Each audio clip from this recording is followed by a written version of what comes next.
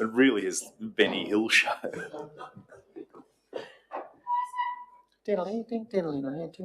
Okay. Welcome all to this public forum, which is an opportunity for members of our community to address councillors. We acknowledge the traditional custodians of this land and pay our respects to elders past, present and emerging. Just call on the General Manager to make a statement in relation to live streaming. Thank you, Mr. Mayor. The meeting is being audio and video recorded, and the recording will be made available on the internet. No other persons are permitted to record the meeting unless specifically authorised by council to do so. In relation to Have Your Say, all speakers are requested to ensure their comments are relevant to the particular agenda item. The chairperson may withdraw the privilege to speak where a speaker makes personal remarks or criticisms or uses abusive or inappropriate language. Speakers do not enjoy any special protection arising from comments made during this forum and should therefore refrain from making defamatory remarks or personal defamatory statements against any individual. And could I please ask that you set your mobile phones to silent? Thank you, Mr. Mayor. Thank you, Mr. General Manager. So we have two speakers. They're going to speak in unison with questions to be directed to both of them at the end. So first up, we have Mr. Graham Marshall. Both speakers are actually speaking on item 6.1, the mayoral minute around water security. Press the button. Hello, I'm Graham Marshall. I'll be reading. Thanks for the opportunity to have my say on water issues central to proposed purchase of the Oakey River Hydro site. I'm a member of the Water Group, recently formed as one of Sustainable Living Armidale's climate-related actions. I've lived here since 1995 with New South Wales Department of Agriculture and then UNE. Much of my work concerns the economics of rural water issues. Not all group members necessarily oppose council purchasing the Oakey River Hydro scheme. However, we do share significant concerns regarding the approach followed by Public Works Advisory in arriving at its advice to council that option 1, Oakey River Dam, 25 megalitres a day, plus 6.5 metres raising of Malpas, which entails purchase of the hydro site, was its preferred option. If, as we have reason to believe, the approach followed by advisory in performing its options evaluation has fundamental flaws, my own view is that it would be inappropriate to proceed with this purchase. We recommend that council engages a suitably qualified alternative to advisory to review the approach and options before a business case is completed. Modelling of diverse option packages should also be requested for presentation to the forthcoming willingness to pay consultations with our community. The concern I'm asking you to consider is that the options evaluation focused almost exclusively on augmenting the region's water supply, while insufficiently considering opportunities for our region to do more with significantly less growth in its water demand. The exceptions were rainwater harvesting, stormwater harvesting, and recycled effluent. The reasons given in respect of the two water harvesting options, that their yields during drought are unreliable, are questionable. Yields during drought from raising the Malpas dam wall and pumping from Oakey River Dam are also unreliable, of course. Water harvesting increases their reliability by reducing demands for their water. Other councils are already recycling effluent for non-potable uses, and recycling for potable use is likely to be permitted soon. We should prepare for this within the 30-year time frame of Council's integrated water cycle management strategy. The dominance of supply augmentation in efforts to strengthen water security diminished from the 1990s, and the 2004 National Water Initiative marked commitments by all three levels of government to embrace a more demand-oriented approach to water security. In 2007, the New South Wales Department of Water Utilities published core principles of this initiative as guidelines for best practice management of water supply and sewerage, which all local water utilities are expected to follow. One principle expected water utilities to influence water demand through usage-based pricing. This pricing is to be based on the extra costs incurred in augmenting supply, long-run marginal cost, with due regard for impacts on low-income customers. Council is yet to set water usage charges on this basis. It seems then that significant opportunities remain for a user-pays approach to incentivise efficient water use and lessen the need for supply augmentation. I recommend that Council engage a suitable expert to assess this potential when developing the business case. The water demand projections underpin Advisory's evaluation of its preferred option package do not account for the increase in water usage prices that will be likely required to cover the costs of this package.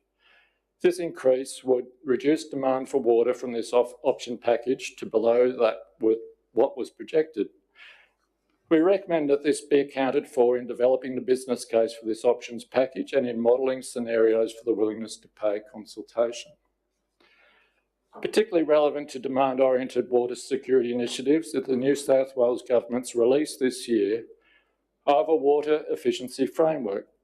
This is, quote, a best practice guide to developing and delivering water efficiency in your local context, unquote.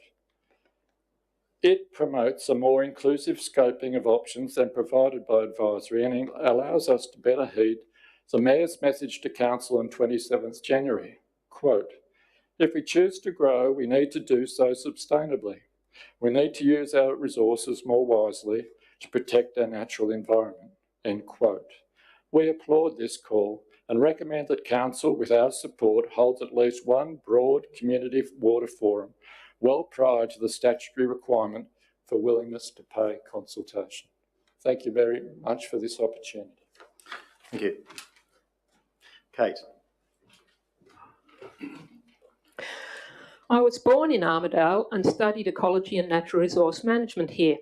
My career included working on environmental aspects of water policy implementation in two government agencies, New South Wales, both in New South Wales, and community organisations. Like other members of our new water group, I hope to assist our community and you to make essential decisions ensuring that water projects are sustainable, affordable, cost-effective and appropriately sized. We are starting to plan how our group might contribute to helping our community learn about water issues and contribute to their resolution. We feel that Council's process to date has not engaged sufficiently with the community nor enabled you to benefit from their knowledge and perspectives. Water demand has been far less since water restrictions were lifted, thanks in part to wet weather. But even in the beginning of December, after a much drier month, total water production has stayed low, way below the 2014 to 18 average for this time of year. The community could tell you how and why their water use has changed and how much it could change if triggered by another price rise or by positive incentives in ways that affect long-term planning.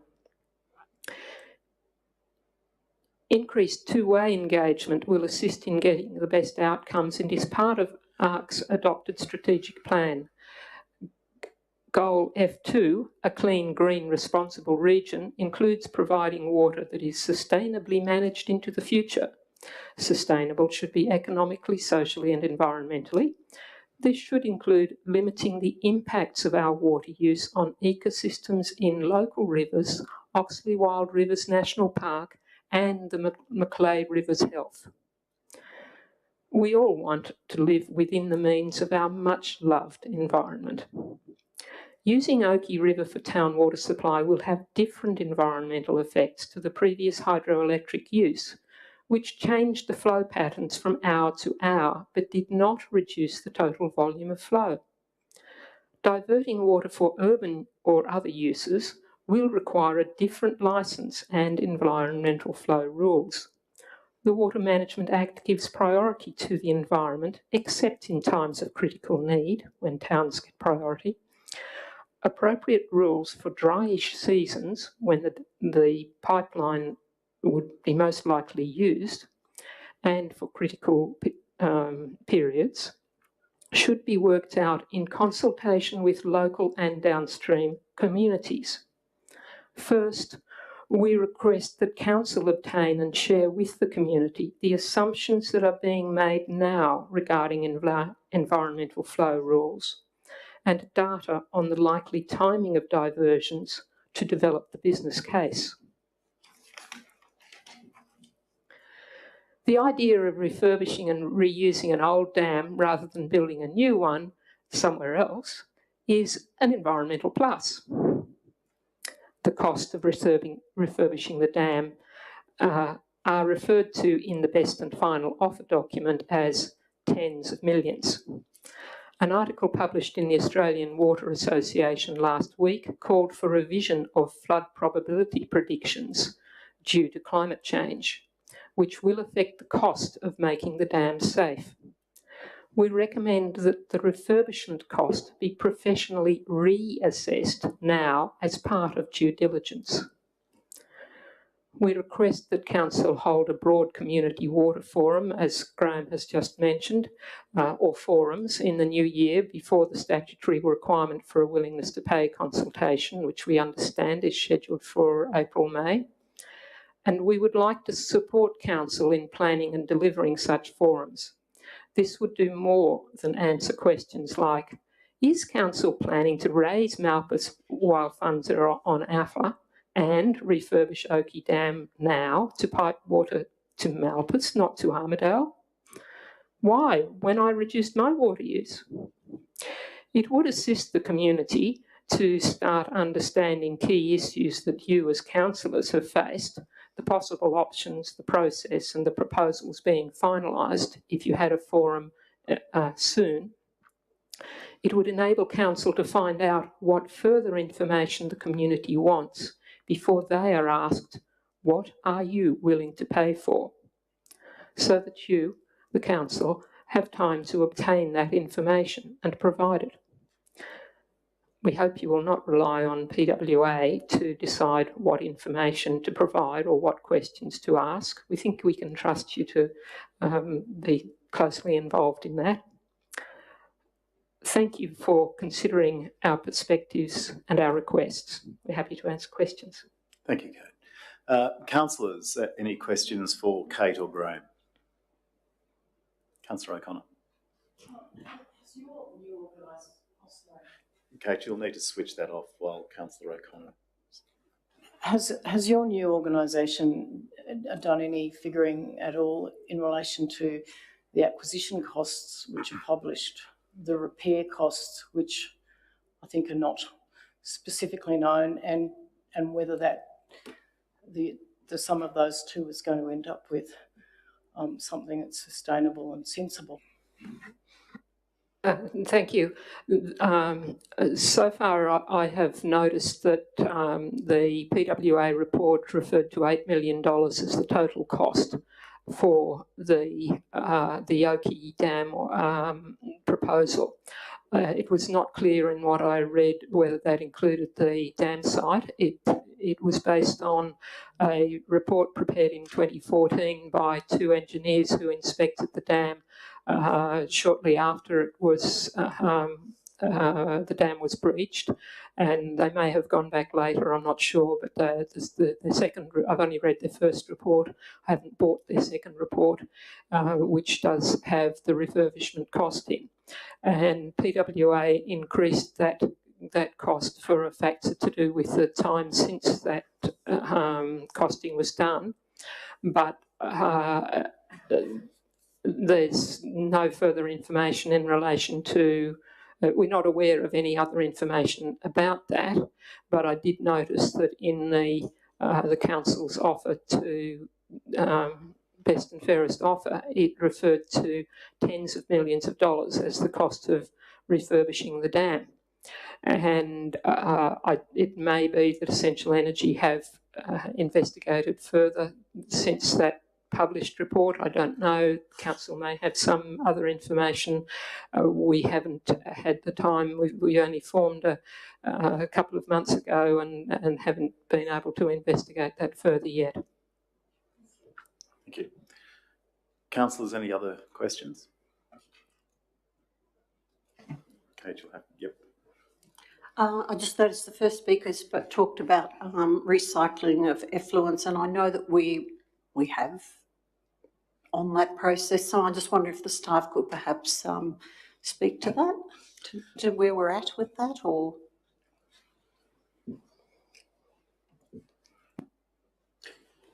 Through you, Mr. Mayor. Thank you, Councillor. As part of I believe the endorsement for the water security options, part of the resolution was requiring council to incorporate water recycling and other options as part of the IWCM process. The process is still underway and expected to be completed in early to mid 2023. But specifically to water recycling and redistribution back to town, one of the challenges that was flagged at the time was the cost, and the cost of doing so was likely prohibitive, and the regulations at the time also don't provide council with sufficient guidance to accurately cost the recycling of water from our sewage treatment plant for potable use.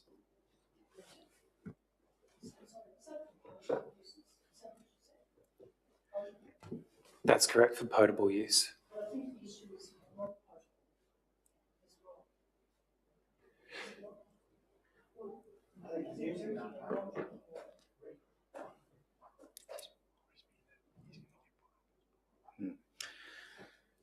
Look, councillors, I think if there's any specific questions around that and around the costing, there is, as you'd be aware in what you've seen, there are reams of documents there. So I think to ask the chief officer specifics, if he doesn't know it off the top of his head, it's probably best put as a question on notice. Thank you. Councillor Robinson. Well, I was going to ask some questions when the mayoral minute came up, but I'm just wondering, in the interests of time, whether it would be better to ask them now. What do you think? It's probably best that we leave it with the actual mayoral minute, so it is contained there. I think if we have our specific questions based on what the speakers have said, let's do that. I have one question. It's probably back to you, Graham, and it relates to Councillor O'Brien's question as well. It's just around the recycling and the water harvesting, and taking into account what the chief officer said. Do you have any evidence that the water harvesting and recycling is more cost effective than capturing via dams at Oakey or Malpas? No, I don't have any evidence. Okay, thank you.